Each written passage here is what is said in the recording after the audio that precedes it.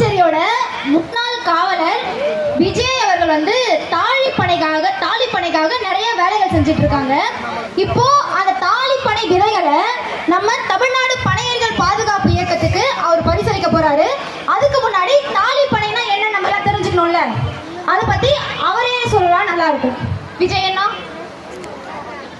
வணக்கம். தாலிப்பனை அப்படின்ற பேரை யாராவது கேள்விப்பட்டிருக்கீங்களா? தாலிப்பனைன்றது நம்ம தமிழ் மக்களோட, நம்மளுடைய சவுத் இந்தியாவில் பல மக்களோட, இலங்கையிலையும் சரி நம்ம வாழ்விலோட இணைந்த ஒரு பனை அது. ஆனால் இப்போ அந்த மரங்கள்ன்றது காணாமல் போயிடுச்சு.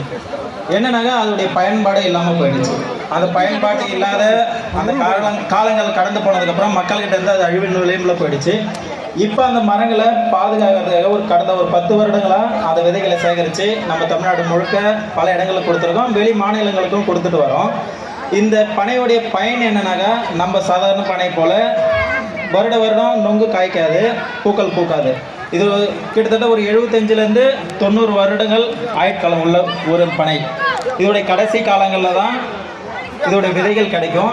அது குறைஞ்சது நம்ம 80 வருடங்களாவது காத்துக்கிட்டு இருக்க வேண்டியதாக இருக்கும். அப்போ இந்த மரங்கள் கடைசியாக பூக்கும் போது தான் இதோட விதைகளையும் நம்ம சேகரிக்க முடியும்.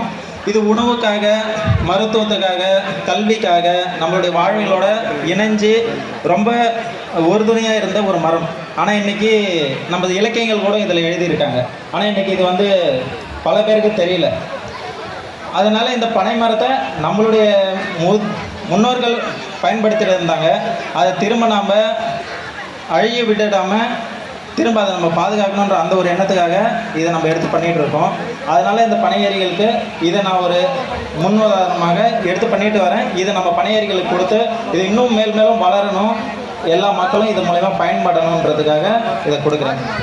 நன்றி.